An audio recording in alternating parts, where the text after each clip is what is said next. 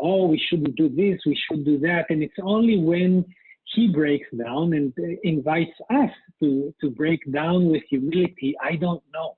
Please show me, and as long as we're full of ourselves, there's no latitude, no flexibility, no openness to receive the teaching.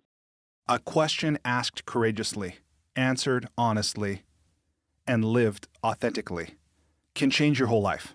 For me, that question was, how can I use what I have, what I love, and what I know to bless the lives of others? The School for Good Living and this podcast are one answer to that question. Hi, I'm Brian Miller. I know that the world can work for everyone, but that it won't until it works for you. I've created this to help you make the difference you were born to make. It's a series of conversations with thought leaders who are moving humanity forward. And in each episode, I explore their lives and the work they do. I also ask them to break down how they've gotten their books written, published, and read. This podcast is all about exploring the magic and mystery, and sometimes the misery, of the creative process. So if you have a mission, a message, and the motivation to share it, this podcast is for you. Welcome to the School for Good Living. Today, my guest is Isaac Bentwich, who's a longtime practitioner and teacher of yoga and meditation. He is trained as a medical doctor. He is also a scientist. He's founded 3 life science technology companies that are leading revolutions in medicine, genomics, and environmental conservation. The vision and many of the innovations for these companies came while he was taking solitary, silent retreats in the foothills of the Himalayas and elsewhere, which we talk about his experience in this interview, what that was like, why he did it, what the most joy he found in doing it was. We talk about the fact that the book that we explore in this conversation, the Gita, is a classic text of Hindu scripture that has spanned 12 years of his life. Now, think about spending 12 years of your life working on a single project. Maybe you have or more, but I don't know many people that devote that kind of energy to a single project for that long. I called it a scripture, but don't let that scare you away. Doesn't matter what your faith background is. When you see the list of people who attribute incredible breakthroughs and improvements in the quality of their life, people ranging from Beethoven to Leonard Cohen, Goethe to Carl Jung, Schrödinger and Oppenheimer, and Emerson and Thoreau, Gandhi, Chopra, Michael Singer, Eckhart Tolle, Yogananda, so many people have talked about how incredible this timeless text is. It's been, as we discussed in this interview, already translated about 200 times into English. Why did the world need one more translation? Well, part of what I love about this is what the Bhagavad Gita teaches is to work without any thought for the fruit of your labor, to be fully engaged in the present moment, giving your best, enjoying giving your gift, and that's what he did. I think he's made a wonderful book. I think we have a great conversation. We do have this conversation over the telephone from his location in Israel. So there was a bit of a poor connection. Some parts might be a little bit hard to hear, but I think it's worth the effort. Not a lot of effort, but try it out. With that, I will just say that in virtually every area of this conversation, there's something to take away. Isaac is a soft-spoken person. He's not going to shout at you. He's not going to try to convert you, but through his life experience, and I believe the wisdom he's attained through his own meditation and self-work and the kind of dedication that it takes to work on a book like this and put it out into the world for the benefit of others, I think you stand to take away a lot of benefit from his work. I hope you enjoy this conversation with my new friend, Isaac Bentwich. Isaac, welcome to the School for Good Living. Hi, Brian. I'm delighted to be here. Isaac, will you tell me, please, what is life about? Straight to the point. The book will be discussing today a book called the Gita, on the study and translation of which has occupied many years of this lifetime for me, gives a 700 verse long answer to this question. The short of it, for me, I believe the different schools, different religions along the wise people before us tell us we're here to learn, we're here to evolve. That's the long and short of it. We're here to learn and evolve, and we do so by serving others and playing the role that we have been given in the external life. And so I think that would be my answer. Thank you. So when you meet someone, or maybe when you're introduced from a stage or at an event or something, how do you like to be introduced? How do you like to describe yourself? Well, that also is a deep question. I'm a medical doctor by training. I'm an entrepreneur by profession. The inner journey has always been where my center of gravity and where my interest is focused. As time went by, that latter part, the inner one, has become, and I'm blessed in it, becoming more and more significant in my life. So I don't know, who am I? There was a very significant teacher, Ramana Maharishi, who for whom this question, who am I, is the culmination, the totality of the inner journey in general. So I'm Isaac. Okay, that's a valid answer. We'll accept that. I know that can be a challenging question to answer. And at the same time, I know that however we choose to answer that can also reveal a lot about how we think of ourselves or how we want to be known, often what we do in the world or maybe don't do. So thank you for that. You did a great job. So let's talk now about the book that you have created. I'm not sure how to say it. Do you say the book you translated, the book you've written? How do you? Sure.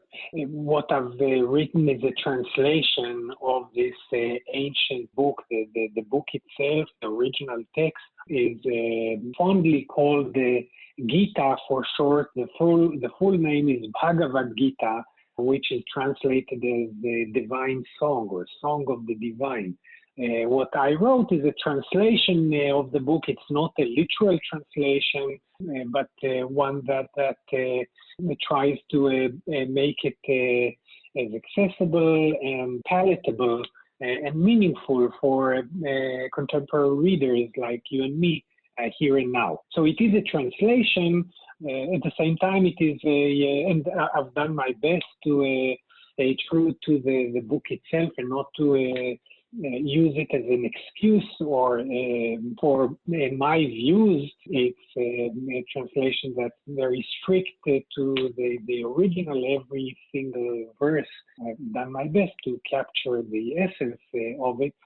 But since it's a poetic translation, one of the unique aspects of it has been recapturing in English the original meter and rhyme of the Sanskrit original. So in a sense, it's also writing a poem, a 700 verse poem. So it is a translation, but certainly a literary task in its own right. So this translation, as you just said, a 700 verse poem, and I understand that you devoted 12 years of your life, or at least some portion of 12 years of your life, to translating this poem. That is correct, yes. Perhaps to give a bit more background here, I first met the Gita. As I mentioned, I'm a medical doctor by training. When I was back in medical school in 1985, I met the Gita first. And I met it when I was doing a month-long intensive yoga and meditation teacher's training course. Here in Israel, I'm a native of Israel, travel a lot to the U.S. and I've worked in the U.S., etc. But Israel is my home country. When I did this month-long course, it was a very significant experience for me, and I liked everything, almost everything about it very much. The yoga, the meditation, there was some philosophy, which was okay by me. The one thing that I really hated was the Gita. There was an hour a day of a class on Gita, and for the life of me, I'm very much connected to my Jewish roots. I have deep connection to Christianity and deep respect to Buddhism and Hinduism, etc. For the life of me, I could not relate or connect to the mythology and this whole bloodshed thing, the war that's about to, the story seems at first glance seems to be about. Yep. But for the benefit of our listeners who might be like me before college, because I didn't know about the Gita until my late 20s, when I was an Asian studies major and it was a mandatory reading in one of my courses, but I had no idea what it was. How do you, for people who might not be familiar with what this book even is, will you take just a few moments and describe it? Yeah, sure. We're getting ahead of myself. No, that's where I asked you to go, so thank you. So the Gita is one of the world's most famous spiritual texts. It's on the same caliber as the Bible and the Quran, and about as popular. It's a text that dates back at least 2,500 years back, and summarizes or touches upon the more ancient teachings from India that are 5,000 years old. So it is a brief text that, as we said earlier, talks about the most deep questions in life. What is the meaning of life? What are the paths to happiness? The text itself is a dialogue between a spiritual seeker, an Indian prince called Arjuna, and his teacher, his master, Krishna is his name, who is also his friend, his charioteer, and no less than God incarnate. And so it is a dialogue that takes place at the battlefield. The prince is being attacked by vicious family members who are out to kill him. It's always family, isn't it? It's always family that's out to get us. Family, yeah. They talk about going back for the holiday. So there's these are family relatives that are not only making his life miserable, but actually want him dead. And he's distraught, obviously, being a pacifist by inclination and not a violent man, doesn't know what to do. Should I fight and kill them? Should I not fight and die myself? And he turns to his friend, his charioteer, and as I said, God himself. And so it is there that this afternoon chat with God begins. Imagine the situation. If you had an opportunity to have this nice chat with God, hey, God, tell me, what is this world about? What's the meaning of life? What's the story here? That's what the Gita is about. And from there follows a dialogue between master and disciple, a dialogue which is timeless, which is not related to any religion or belief, but rather a sort of a common ground for all religions, paths, and schools of thought of the inner journey. Yeah, thank you for that overview. And before we go back to the story you have in process with us, I just want to also say and acknowledge you as a medical doctor for studying yoga. I sure wish that more of the physicians in the United States were also yoga practitioners, for what it's worth. I wish. For me, it has been and continues to be a journey. I studied medicine, and I actually then studied Ayurveda, which is the Indian school of medicine, sort of like acupuncture, like the Chinese medicine, but related to yoga. But as time went by, I more and more the themes of the Gita, and as a physician as well, my interest gravitated more towards medicine of the soul and not just of the mind and body. That's beautiful. That's very beautiful. And I'm also really curious when you said that you had your first encounter when you first met Gita, the Bhagavad Gita. Yeah.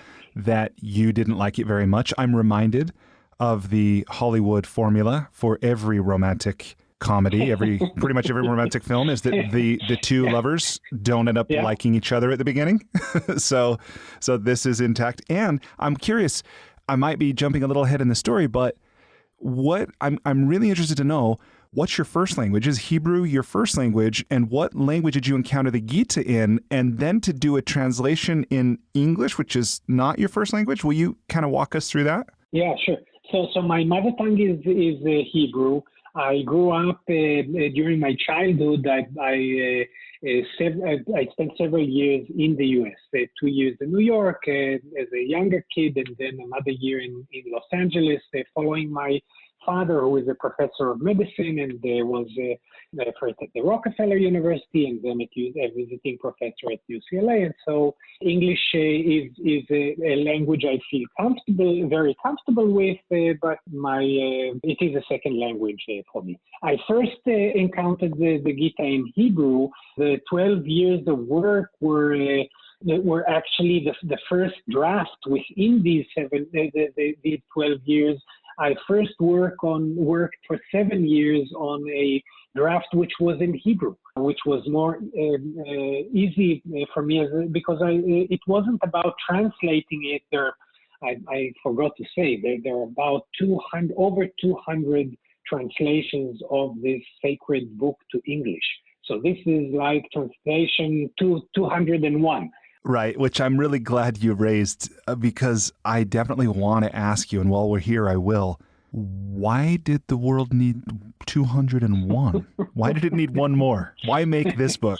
Yeah, it was really a labor of love and something which I did for myself for many years, not with a clear vision of I need to write this for others as much as being you mentioned the rom-com formula of hate first and infatuation later. I fell in love head over heels in love with this book, and it became a major thing for me. And so I was so taken with these pearls of wisdom that I just had to play with them and to write them just to absorb. And so it was something that I did really for myself, and then it turned out to be something which I felt very strongly about sharing with others. There are many great translations. I think, of course, each translation reflects the viewpoint of the translator. My goal was viewing the Gita and making it as accessible as I can, perhaps better than other translations, as a guide, a handbook for this inner journey. And as such, peeling off the layers of mythology which irked me when I first read the Gita, and putting it in on the one hand in as simple and clear language as possible, with the urgency that is so typical of the Gita, and with this melodiousness. Many people don't know, but the name Gita is actually song. And so it is not a text of, although it deals with the most deep questions of philosophy and the meaning of life, etc., it is not a text of wisdom or a text of meditation, but rather a song that conveys these deep truths, and it cannot be otherwise, because it is in all different traditions. To reach inside, you have to go beyond your intellect, beyond words, beyond logic. And so art is really the way there, and poetry is that which opens our heart and allows us to use the intellect to go beyond the intellect. Yeah, that's such a beautiful description, to use the intellect to go beyond the intellect. And I know, especially in the Western world, we spend so much time in our minds, so much time thinking. Yeah. That to even have the thought to go beyond thought is somewhat strange, perhaps, but of course not strange at all in some Eastern traditions. And what you said about this being like pearls, and you talk about this toward the end of your book in the translation, I really love that, where you say that you did your best to smooth these pearls of wisdom so that they harmoniously roll around in your mind doing their work. This is actually since this is a text. Again, I respect different translators, different readers can approach this and can benefit and enjoy this very special book for different ways, for its aesthetic beauty, for its historic value, for its religious aspect, for its philosophical brilliance. The real gold for me is in that this is a practical guide as you scale the summit of your inner self. This difficult ultimate journey inside, this is what the book is about. And so this is not just nice sounding words. It's a book. These are verses that are meant to be meditative. They're meant to, and they do roll around in our mind. This translation or that translation, it doesn't matter. The original melodiousness of the Sanskrit text, and now in English, allows this to happen. And I'm sure we can take some examples of such verses and get a feel for them. Definitely. And let's go there, because maybe that's one of them that's key in this story of when, so if I understand right, you're a young medical student and you go on a month-long retreat. That's a long time, by the way. So you're there for a month, and every day you have basically in the schedule is 1 hour of devoted study to the Bhagavad Gita, which you are not enjoying. But at some point, clearly, when you go on to spend 12 years of your life translating this text, something happens. So maybe, was there a single verse or a single moment that it was like your perspective, your experience changed? That's a good question. I once wrote a love poem to my wife and love, Geffen, where I wrote slowly, and all at once I fell in love with you. Gradually I fell in love with you all at once. And so there are things that happened slowly and all at once, and that was also for me with the Gita, I think. But just taking perhaps can I read a few verses that give you a sampling of the music and perhaps this helps convey what I found in it. So we mentioned there's this it's a dialogue between disciple and master, and it is happening in the least likely of settings.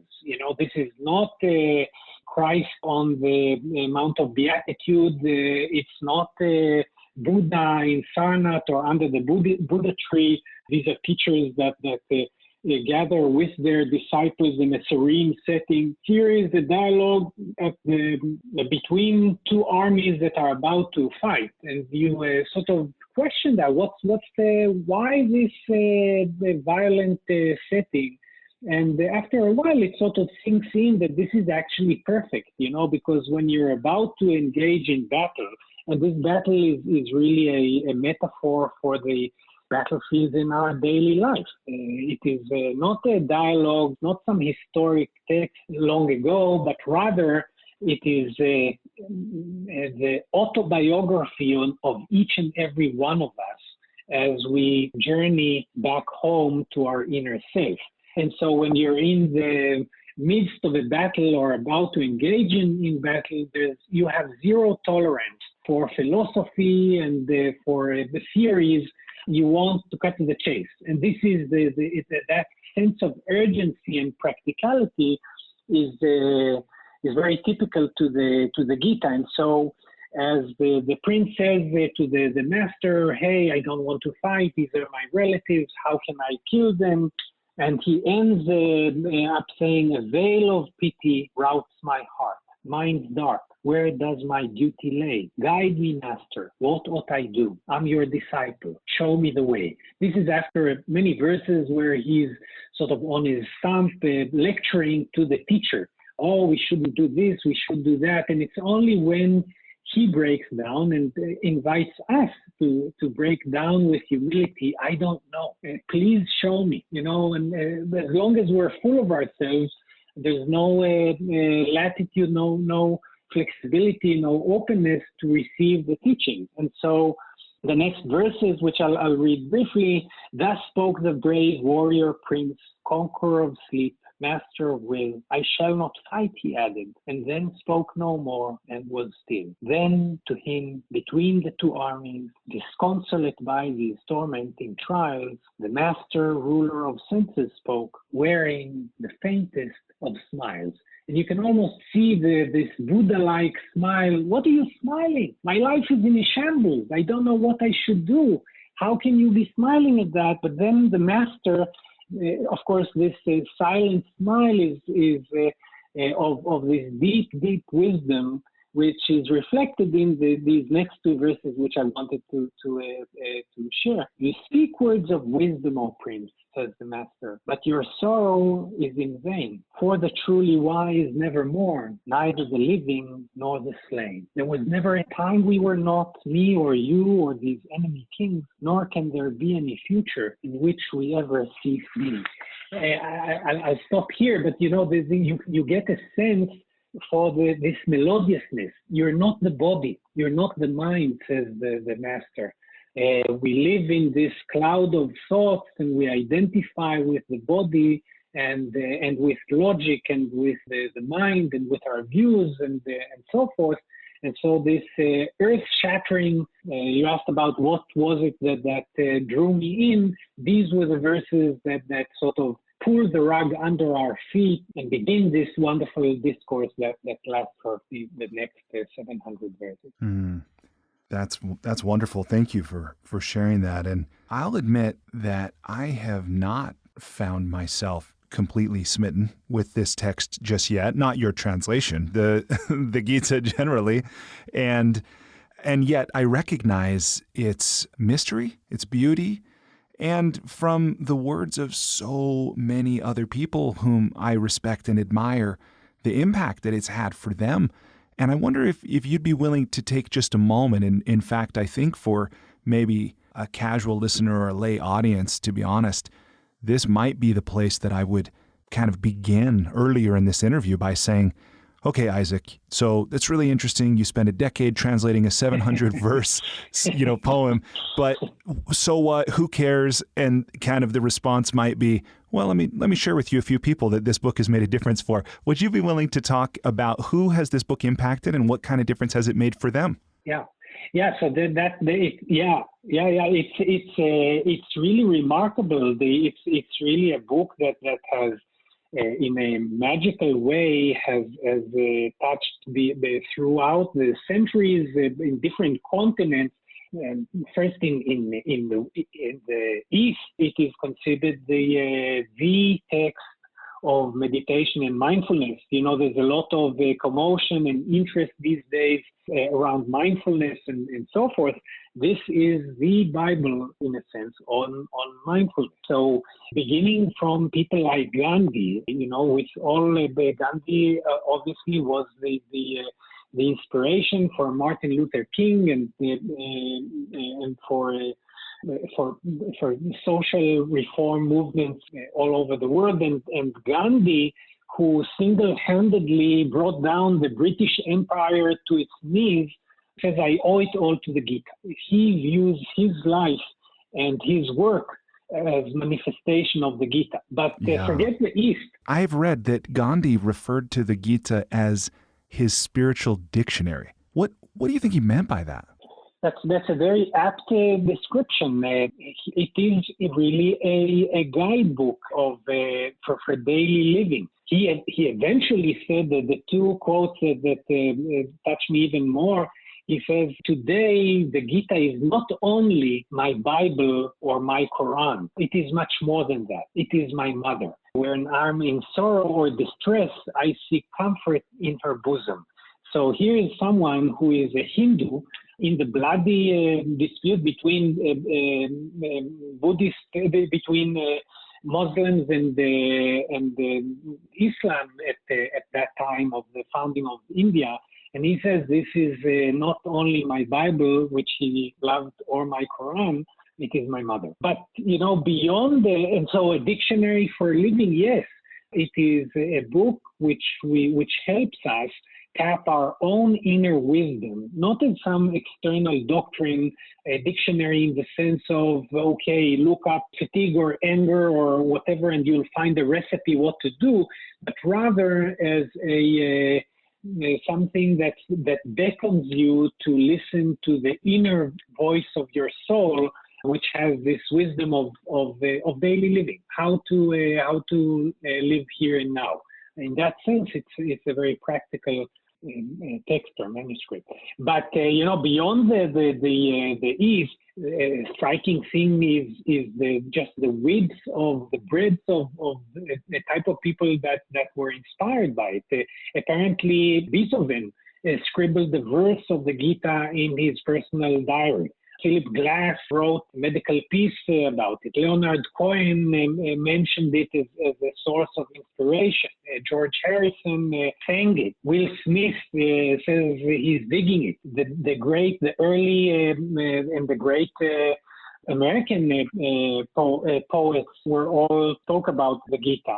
But beyond that, the physicist of the theoretic of quantum physics, Schrödinger, and the other founders of quantum physics were taken by this the philosophy that the Gita manifests. Robert Oppenheimer, who headed the Manhattan Project, the project of developing the atomic bomb, even went to as so far as to study Sanskrit so that he can read this book in its original and kept a copy at his desk. And the list goes on and on, from the greatest philosophical, spiritual teachers to physicists to creative minds throughout the ages. These are all people that found the Gita a source of inspiration and light. And not insignificantly, some other folks, that are in line with who you're speaking about, but Deepak Chopra, Michael Singer, Eckhart Tolle, some of whom have also blurbed your book, which is fantastic. Larry Dossey.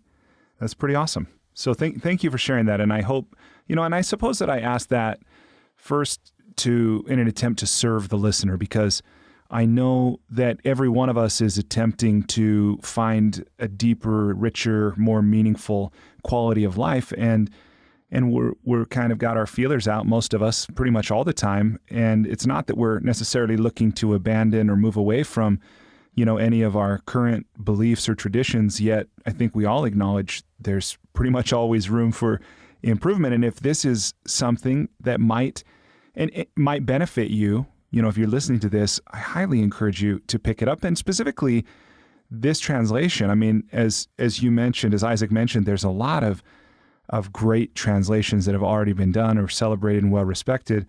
But especially if any part of this conversation with Isaac and who he is and why he's taken this as a significant part of his work, which, by the way, I realize we covered a lot of ground early simplistically by asking you to describe who you are and to just say that you're a medical doctor and an entrepreneur and a scientist. That's very humble. And what you've accomplished, which, we can perhaps talk a bit about or people can learn more online, is pretty remarkable to me. And I tend to think of you in the realm of a polymath, someone who has a great diverse set of interests and skills.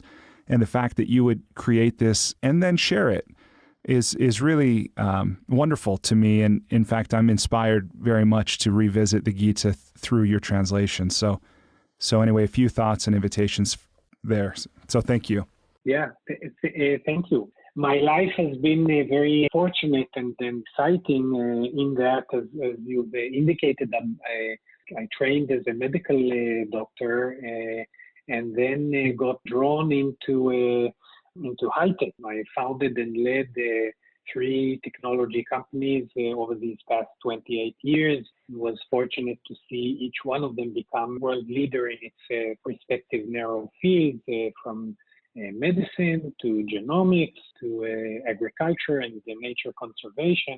So I've done interesting things in my life and have been very fortunate to be working with groups of wonderful, very talented, brilliant people that led revolutions in these different fields. And all along, yoga and meditation and the religion in its spiritual aspect have always been the innermost, perhaps the drama behind the external one. And so for me, the work on the Gita, which I'm passionate in sharing, is because it weaves in, I've seen it in my life and in the life of students that I've shared this with. It is really a powerful invitation to change our lives and to accelerate for those of us interested in that which is beyond the mere external success, as well as for those interested in the external success. The Gita is a very, very powerful, profound invitation for profound change. And so I've witnessed it in my life. I often think of these verses as what has kept me sane through insane periods in my life. So in a sense, like the original text of the Gita, this is why I bonded with it. The invitation is not a philosophical one. Here is an interesting book, you read it and you'll be able to recite a few more theories and you'll be the admired for it and being able to do so. No. It's about changing your life. If you're looking to change your life, if you're looking for to find more meaning in your life, and the external career and the creativity and so forth being a part of that, here is a very powerful tool set within these pages. Yeah, I really like that. And you include in here a few quotations from some recognizable figures who talk about the Gita.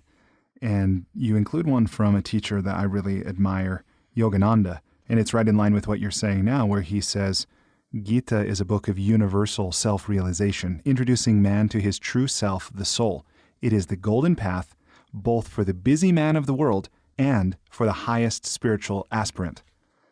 So not just, like you're saying, not just philosophy or, spiritual concepts without any foundation, but things that it sounds like can really help us in our day-to-day life. Yes, and one of the great disciples of Yogananda in our generation, Michael Singer, author of the Untethered Soul and the Surrender Experiment. Dear soul, who was kind enough to also give a kind endorsement of this book, is really following the footsteps of Yogananda and being both successful in the business world, doing so from strong groundedness in this inner journey, and the Gita is a great accompanying for those of us that want to follow in this direction. Yeah. Oh, thank you. So I have just a few more questions in this section before we transition. How are you doing? I'm good. Having fun. Okay, good. Okay, so I have at least three more questions that I want to ask. One is about Sanskrit. I love language. I'm fascinated by Sanskrit in particular. I visited India a few times now. I understand there's something like, I don't know how many languages and dialects, but probably approaching at least 1,000 on that subcontinent. Very interesting.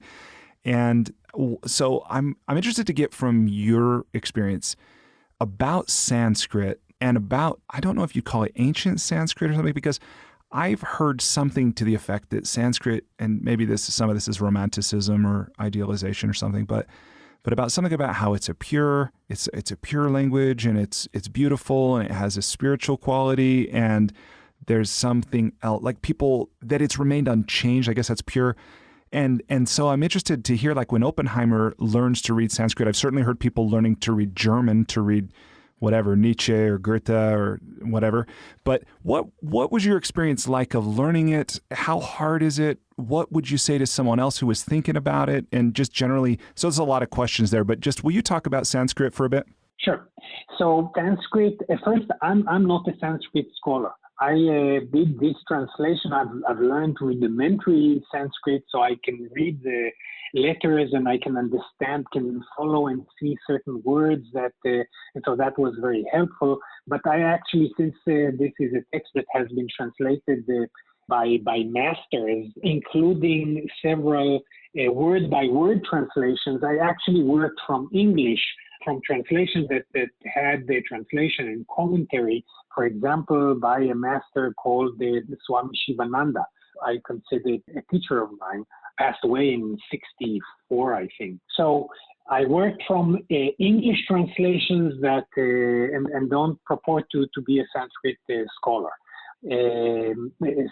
Sanskrit is a holy language in a sense, like Hebrew is, in that, like any language, it has many different meanings for and more than other languages.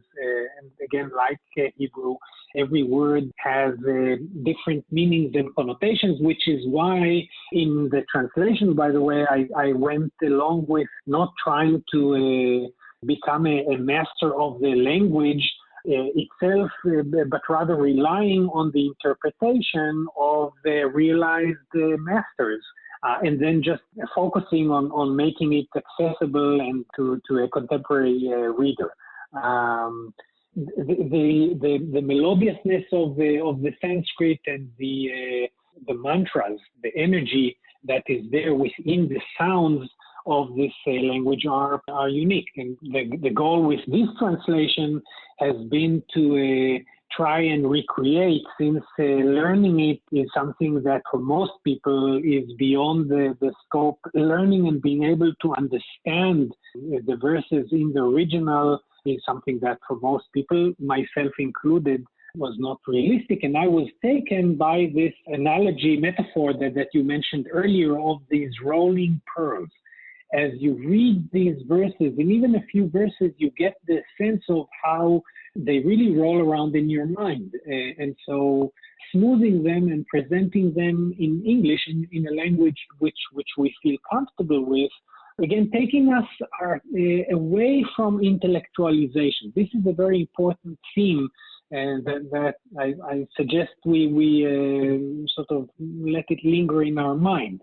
The intellect, we tend to over-intellectualization. We all know that. This is our culture. The invitation is, and so we're junkies of words and theories and then the concepts, etc. And even when we go to a spiritual path, then immediately, Sanskrit, well, maybe I'll learn it. Oh, what's the meaning of this is mind speaking. And so when we let the simple, Khalil Gibran once said, if you want to be close to God, don't be a solver of riddles. And this is, it is that simplicity which the invitation here is to follow. So that's some thoughts on Sanskrit. Wow, thank you for sharing that. I would love to know if you ever engage or have ever engaged in bibliomancy using this text. That might not be a term that you would call it, but I know it's not uncommon. In what? Sorry, in what? Something that I've heard referred to as bibliomancy, which is, maybe that's not the term that you would know it by, or maybe appropriate to call it this, but this idea that when you're looking for the answer to a problem or a challenge, or you're just looking for inspiration or guidance, that you hold that image in your mind, flip through the pages of the text, settle on one without looking, and see what kind of insight or guidance that particular passage might provide. Do you ever find yourself doing that? First, I thank you. I did not know the term, so thanks for educating me. Yeah, sure. The almost each verse in the Gita is a mantra, is sufficient food to meditate on. And a dear teacher, you may know, Ekanath Iswaran, lived in San Francisco and was also a keen teacher of the Gita, pretty famous of the people that brought this philosophy to the West. He spoke about passage meditation, meditating, and then within meditation, using a verse or a theme to focus on it. And it may be a theme from one of the scriptures, and the Gita is an excellent source for these. When I teach the Gita, I usually do it around a verse a day, and letting that verse sink in, and within the peacefulness of meditation, revisiting that thing. So back to your question, opening the book, whether you go methodologically or whether you open it by chance, let the intuition pick its verse, that's a very powerful approach. In fact, we spoke about Gandhi earlier, and at the beginning of the book, I used a quotation from Gandhi. It says, actually, it was at the beginning of the book, and then I moved it to the before chapter 18. I've got this on page 213. Yeah. When doubts haunt me, when disappointments stare me in the face, and when I see not one ray of light on the horizon, I turn to the Gita and find a verse to comfort me. And immediately, in the midst of overwhelming sorrow, I begin to smile. So here is your, to the T, using the technique that you mentioned. Yeah, and I realized, by the way, I did just Google the term to make sure I was clear. Technically, bibliomancy refers to attempting to use a text to foretell the future. So it's not quite the same, but I wondered, and I appreciate your response of telling me, how you've used it in Eknath, Eswaran, and Gandhi here. But yeah, I wondered. I know some people in every faith use a similar thing where they attempt to maybe let their intuition or a higher power guide them to a passage independent of their rational mind. And it's interesting. So thank you. Cool. Okay. The last thing that I want to ask you about, I've been really curious about a concept I've heard of in Japanese and in Chinese, kind of a Taoist concept, this of non-doing. Some people refer to as wu wei, effortless action, spontaneous right action, this kind of thing. And I know that we often attempt to use words to describe experiences and phenomena and things like that without, sometimes for me at least, without much success. But I'm wondering if you'd be willing to talk at all, either from your own experience or maybe anything that the Gita points to about this. Does that question make sense? Yeah, sure. It's actually at the heart of the Gita is this equilibrium or synergy between these two approaches, the living in the world and being active in the world, and this introspective training ourselves to look inside, realizing that it is the mind that we were trying to change and trying to break the habit of trying to being addicted to the world and trying to change the world outside.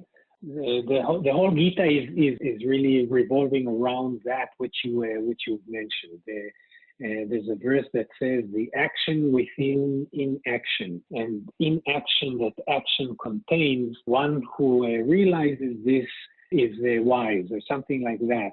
We tend to identify with our body and to live a very active life with not much awareness of the mind.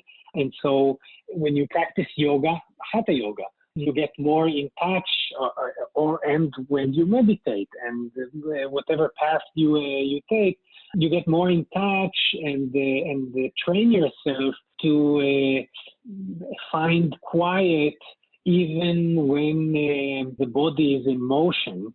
Think of it like, as an analogy, think of Tai Chi movements, right? The body is moving, but there's a stillness within. Or you're jogging or biking, so you're going through these rhythmic motions, you're sweating, you're exerting energy, or you're washing the dishes, or you're whatever you're doing, changing the diaper, or your body is engaged in work, and you're finding inner silence, and you could envisage the opposite picture. You may be sitting still. You may have purchased a house that's on a serene nature, and but your mind is in turmoil. So what good is that done?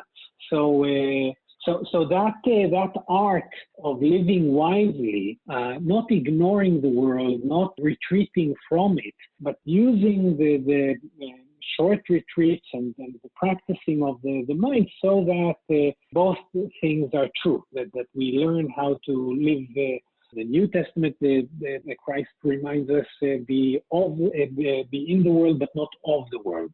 So that is the theme that is very much the theme of the Gita itself. Yeah, thank you for sharing that. I'm continuously fascinated by understanding other, perspectives and experience with that, and that's really helpful. So I appreciate that. Okay, so let's turn our conversation now to the Enlightening lightning round. Again, this is a series of 10 questions that you're welcome to answer as long as you want. For my part, my aim is to ask the question and kind of step aside. This first one, by the way, is a reference to the film Forrest Gump. Did you ever see that film? Best Picture, I think, in '93. I'm probably due to rewatch that film. I think it's pretty special. But anyway, okay. Yeah. So now that now that I've primed you for what the question is, I'll give you the rule. So the rule is, please complete the following sentence with something other than a box of chocolates. Life is like a blank. A wonderful journey. Okay. Number 2. For this question, I'm shamelessly borrowing Peter Thiel's famous question. What important truth do very few people agree with you on? That the brilliant ideas that we seem to have are coming through us and are a gift, a precious and sacred gift that is coming through us and belongs not to us. Thank you. Number 3. If you were required every day for the rest of your life to wear a t-shirt with a slogan on it, or a phrase or a saying or a quote or a quip, what would the shirt say? Thy will be done. Number 4. What book have you gifted or recommended most often? That's a giveaway. The Gita. If you were to say, aside from your own translation, is there either another book or another translation? Oh, yeah. No, I did not mean it in a self-serving or not relating to my translation. Okay. The wonderful translations that I can think of several other books that are not the Gita, and so I'll broaden the answer in a moment. But excellent moving translations. There is a Christopher Isherwood's and Swami Prabhananda is a beautiful translation. Ekanath Ishwaran is a great commentary, many others. Other books that I love giving and that have shaped my life, Siddhartha by Hermann Hesse, Prophet by Khalil Gibran. Yes, those are both wonderful books, I think. Okay, thank you for that. So question number 5, I realize this might not be true that you travel a lot, but I'm assuming that you do. Or you have. I mean, you shared with us all your time in the United States and all that. So, okay. So question number 5. So you travel frequently. What's one travel hack, meaning something you do or something you own, that makes your travel less painful or more enjoyable? Interesting. I travel light. As an aside, which is does not really the first association that I have from this question. When I first traveled to India, I was there for 7 months. I went with a very small pack.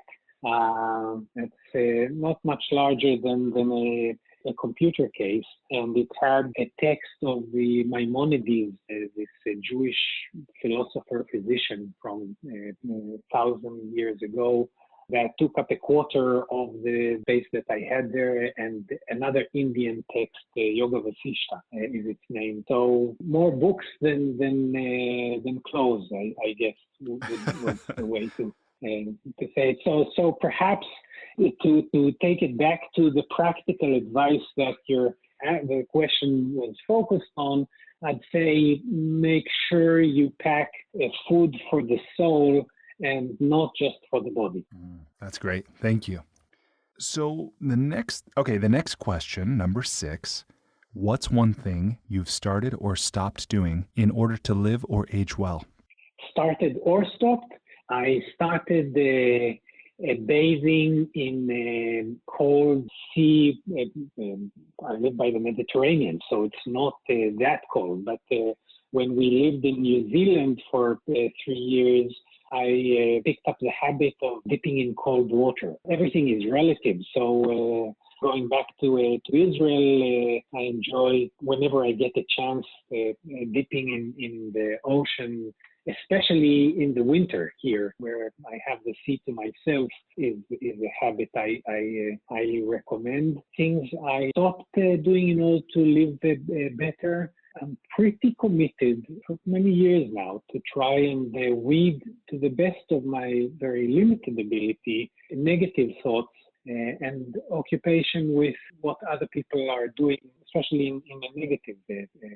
There's enough to fix internally and very little control that we have on other people. And so for me, I try to be aware of this as I am with calorie count and healthy food for the body, making sure that we have proper diet for the soul. Awesome. Thank you. Number 7, what's one thing you wish every American knew? To meditate. We're working on it. You and I, we're working on it right now. That's right. Yeah. Me too. Okay. Number 8, what's the most important relationship advice you've ever heard and successfully applied? Most important or useful? I'm sure you're familiar with the work of Byron Katie. She has a great quote, which I've used here. It only takes one to have a great relationship. You. I love that. I've never heard that. I do remember when, and I love that. I never heard that. I also love when I read in Yogananda's works, and this was one of those things that I felt a little foolish never having realized this before, but when he pointed out, it only takes one person to stop an argument. That's right. I was like, whoa. It's so powerful. So powerful. And so what Byron is saying, I think is right in line with that, but a little bit of a different spin. That's really beautiful. Yeah. Byron Katie said, okay, awesome. So I don't forget this, although it's probably not for the interview itself.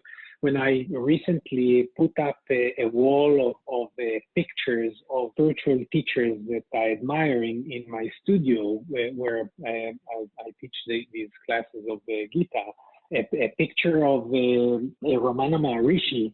His most famous quote is inquire thus, who am I? And this is what he's known for, inquiring, who are you? But I actually added another quote there, which I just recently found from him and touches upon your question here. And it is a quote that says, what about the others? There are no others, which I found so powerful. This is at the very height of spiritual awakening. The realization is so uplifting, even if we think about it, even if we're very far from it. What about the others? There are no others. Yeah, here is someone who is beckoning us from the bright, full awakened state. There is only unity. There is only God. There is only oneness. Wherever the notion arises, me and her, or me and him, reminding ourselves, this is like your right hand fighting your left hand. This makes sense only as long as you ignore that there is no right hand and left hand. There is no me and you. Only is there, or any word that you want to use. Not on a philosophical level. So with his beautiful gaze, the words are written beneath it. What about the others? There are no others. I love that. That's really cool. Thank you for sharing that. Okay, and number 9. So almost there in this stretch. This question. So we've talked about. What have we talked about? We've talked about aging. We've talked about love. We've talked about money is next. Okay, so aside from compound interest, what's the most important thing you've ever learned about money, or what's something you're always sure to do with it or to never do with it? Not to disrespect it, to enjoy it where joyfully, playfully, when it's there in abundance, and remember to keep training ourselves in modesty and simplicity of life, so that we're not addicted to its presence. Thank you. Okay, and question number 10, final question here in the Enlightening Lightning Round. If people want to learn more from you, or they want to connect with you, what would you have them do? There's the website related to this book, which is at www.newgita.net. and I invite people to find additional resources on that website and sign up for communications. We will be having additional online courses and other activities. I'm happy to serve to the best of my ability to those who are interested. Awesome. Thank you. And as an expression of my gratitude to you for making time to share your experience and your knowledge and wisdom with me and everyone listening, I have gone on kiva.org, the microlending site, and I have made a $100 microloan to a woman named Nazima who lives in Baka al Garbieh, who will use this money to buy materials and dishes and cookware and improve the quality of life for her family and people in her community. So thank you for giving me a reason to go make that. Thank you so much. It's my pleasure. Gesture. So with that, really the final thing that I would love to invite you to talk about with me for just a few minutes is about writing, is about the creative process. It's about marketing or promotion, helping people learn, that a work exists and why they might want it, anything like that. To be honest, at this point in the conversation, I don't have a specific question set. I don't have a specific intention other than to invite you to share anything you think might serve a reader, or rather a listener, who hopefully is also a reader, who wants to do what you've done, not in the sense of necessarily translating a book, but in creating a book and getting it out in the world in a way that makes a difference. Sure. I'm not one for best source of advice on marketing of books, etc. But I will share on the creative process and the writing. We're living in a wonderful, exciting phase where the ability to have our words be out there and influence and touch the lives of others is unprecedented. And so it's almost, it behooves us for those of us that feel the urge and to reach out to our friends, to our fellow humanity people, to use the platforms that are available. Writing a book, if you've not done it before and are considering it, is much easier on the technical side than you imagine. And your skills can be complemented by people that will help with things that you're less familiar with. Anything from the book cover to the marketing, the advertising, of course, the electronic book, paperback book, through Amazon, through other outlets. This is all made easy. The downside, of course, is that it's a drop in an ocean with the flood of other books, but that too is a journey. And then if the passion is there, and then partnering with others that will complement the skill set that you bring will be able to help with getting the word out and then sharing it with others. We live in a world, in a culture which is very much mechanistic and then practical in its approach, for better and worse. So the next bit may be a bit less popular. If it should happen, it will happen.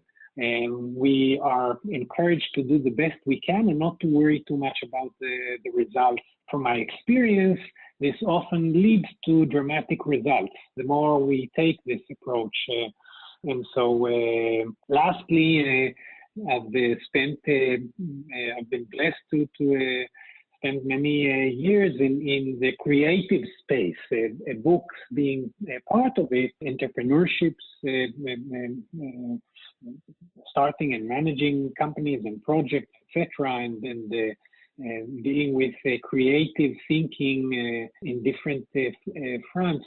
I emphatically believe, I'm convinced, I know that the creative power that each and every one of you, the listener, listening to this, far exceeds your wildest imagination. Creativity is a tremendous force within. The thing that's holding us back is the intellect and the noise. So it's more about practicing the skills and getting help in practicing them of how to quiet the mind and how to master the mind. And it's like, if you think of a computer, if your computer is 95%, the CPU is dealing with junk tasks, then clearly it won't get much done.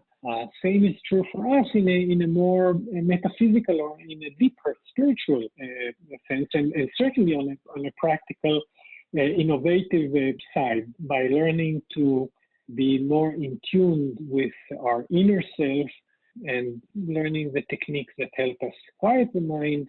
It is amazing the brightness of creativity that comes from within. Thank you for that. So I know you and I connected through Eileen Dune. Is that how she pronounces her name? Yes. And I know I mentioned to you in my email to you that she had suggested a few other guests that one I've had on, one I will have on, and I'm really grateful for that connection. Maybe you could talk about, if you're willing, don't mean to pry, but who she is. And it's not, I guess it's less about her than what you were looking for, why, how you found her, who she is, that kind of what she's done, I don't mean to rate her, but just like giving people a sense of, because a lot of people aspire to write a book, but they maybe don't know what the journey ahead is or might be. Delighted to speak about Eileen.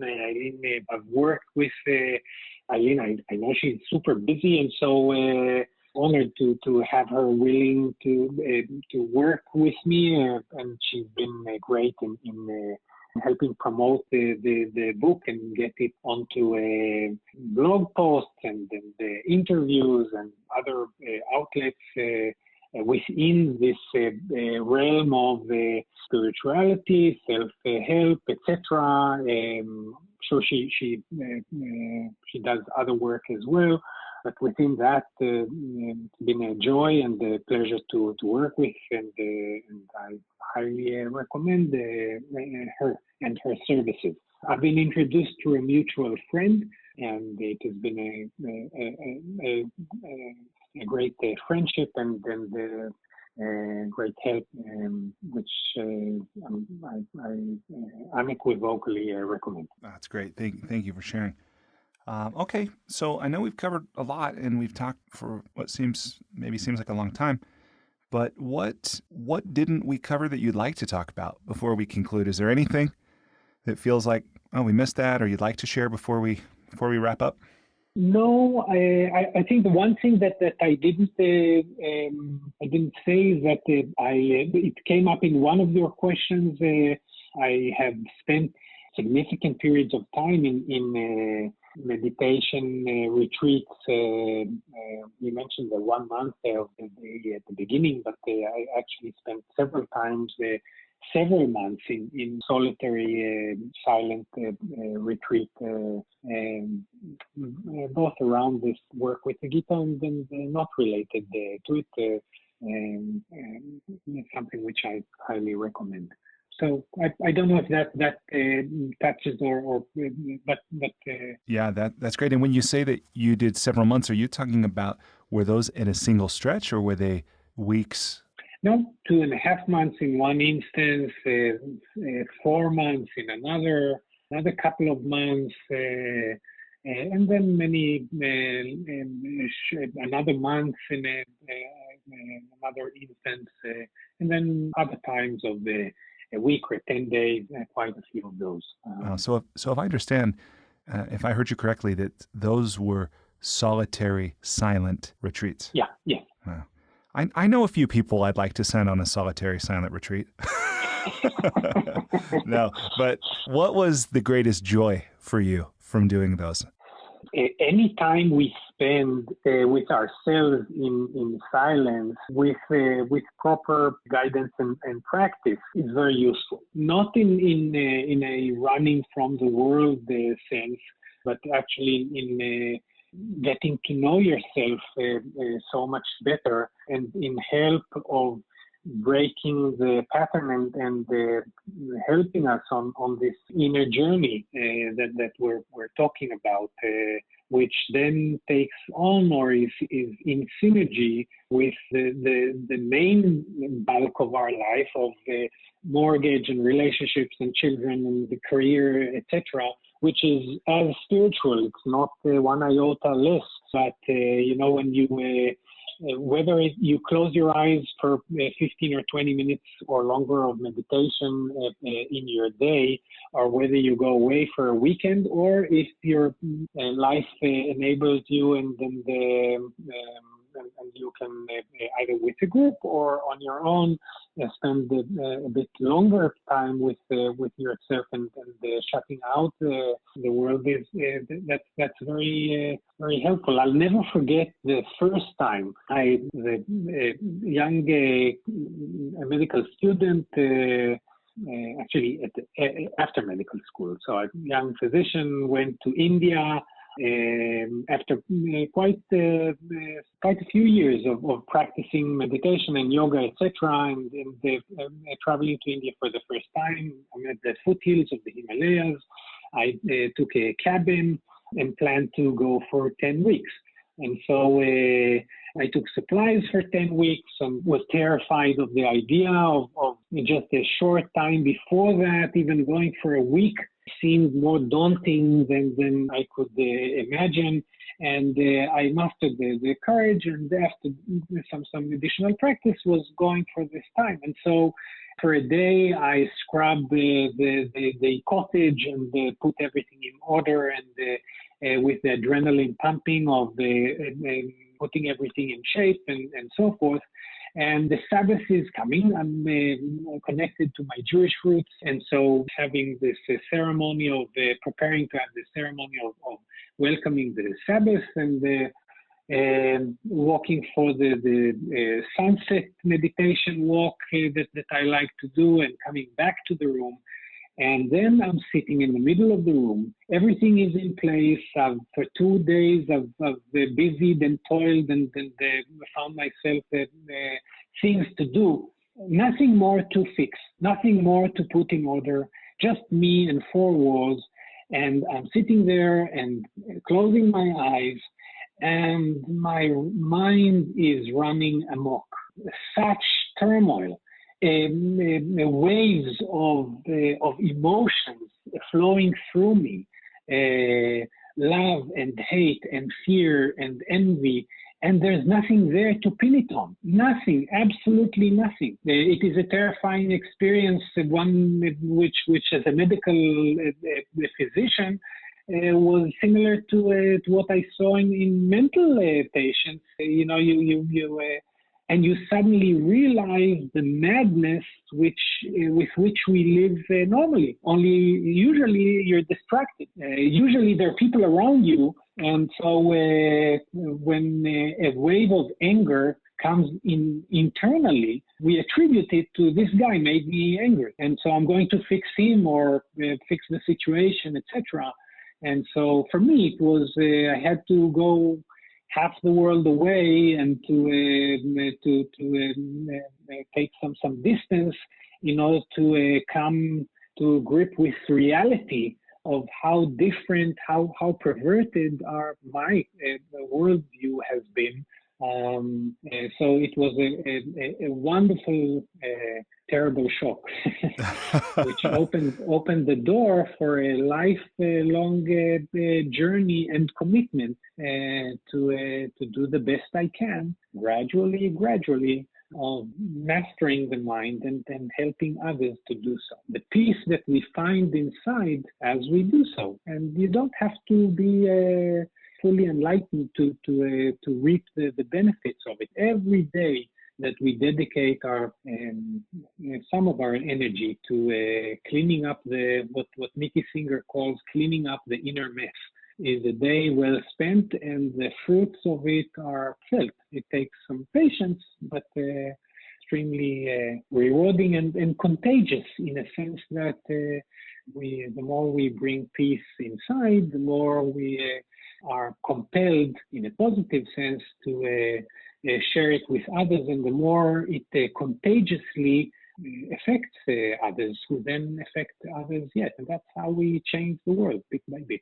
That's right. That's right. No, that's magnificent. What a wonderful story. Thank you for sharing that. I'm really glad that you were willing to share. You and I both have a daughter named Maya. Wow. Yeah, Maya's my youngest. She's 6 years old. How old's your Maya? Okay. She's 20. Oh, that's beautiful. Why did you decide to name your daughter Maya? I from two different Maya in Sanskrit is the great illusion of the creative force of nature. So it is the beauty of nature around it. It's nature's veil which veils the divine, the unity which underlies diversity. The veil that hides it is Maya. So Maya is the creative force and the veil that beautifully hides the unity of the divine underlying diversity. It is also in Arabic, Maya is similar to Mayim in Hebrew, is water. I'm a freak of Egypt. I traveled to Egypt many times. 11 times. You know, I come from Israel. Egypt was at war with Israel. Then there was a peace many years back, and I love the Egyptians. And I think I have strong karmic connections from the past to Egypt. Anyway, when you travel to Egypt, and I highly recommend it. Egypt is a country within the desert with a huge river in the middle, the Nile, endless supply of water. And so for me, this Maya, this water within the desert is sort of connected to this same theme of the illusion, the great illusion. What could be more real than water in the desert? And yet it is an illusion that hides the unity of God that underlies this diversity, the desert and the water and all of it. What about the others? There are no others, as we said before. So that's Maya. Yeah, you know, this is something that I'm really having fun exploring some of these concepts that are very foreign to the Christian worldview in which I was raised. And, you know, whether they're true or not, or any more true, I have no idea. But I know that having an understanding, sometimes simply having an understanding of something or an awareness is enough to bring a peace or an equanimity, you know, to something. So that's fun. Look, you know, in the one of the things that's almost tragic in you mentioned our roots in whatever religion we are brought up in. Often there is in religion in structured religions there tends to be a rigidity which our soul, once it begins to awaken, becomes constricted by this and even allergic to it. And so it must flee or break the walls. We often, as we progress on this journey, since all religions are a manifestation of that same truth, which has been calcified by dogma and structure, etc. But so we often come full circle back to reconnecting with our own roots, but from a higher and more relaxed place, one which may be criticized or not necessarily understood by others. But this is part of the maturity that comes with, you know, when a young child needs to get yes, no, black, white, 2 + 2 = 4. And then there is quantum physics and things that are fuzzy logic, and they are just and poetry and the things which are a step further. And so at first you need to break away from your origins, ultimately the deep truth is one which resonates in all religions and traditions. Yeah. And I love you point to something like that by including one of the statements from Gandhi, which I hadn't heard this before, but I love this when he said, yes, I am a Hindu. I am also a Christian, a Muslim, a Buddhist, and a Jew. So amazing. Yeah, it's really a beautiful perspective. Well, Isaac, I have enjoyed our conversation so much and getting to know you and building our friendship. And I commend you for the work you've done, the work you're doing. And I'm so elated to be on this journey with you. And I definitely want to support you in helping spread the message about the Gita and the peace it can bring and all the good that you're up to. Wonderful. Thank you so much for the platform and then for your help in doing so. I don't want to step out of line here, Brian. Something in me resonates with your reaching out, and so I'll be. Should you be interested, I'd be happy to continue this dialogue and to get to know you and perhaps see if there are things that we want to do together. Sure, absolutely. I love that. Thank you. Despite living in an age where we have more comforts and conveniences than ever before, life isn't working for many people. Whether it's in the developed world, where we're dealing with depression, anxiety, addiction, divorce, jobs we hate, relationships that don't work, or people in the developing world who don't have access to clean water or sanitation or healthcare or education, or who live in conflict zones. There's a lot of people on the planet that life isn't working very well for. If you're one of those people, I invite you to connect with me at goodliving.com. I've created Life's Best Practices Breakthrough Coaching to help you navigate the transitions that we all go through. Whether you've just graduated school, you're going through a divorce, you just got married, you're headed into retirement, you're starting a business, you just lost your job, whatever it is you're facing, I've developed a 36-week course that you go through with me and a community of achievers and seekers who are committed to improving their own lives and the lives of others. So through this online program, you will have the opportunity to go deep into every area of your life, explore life's big questions, create answers for yourself in community, get clarity and accountability. If that's something you're interested to learn about, I invite you to contact me directly at brian@brianmiller.com or by visiting goodliving.com.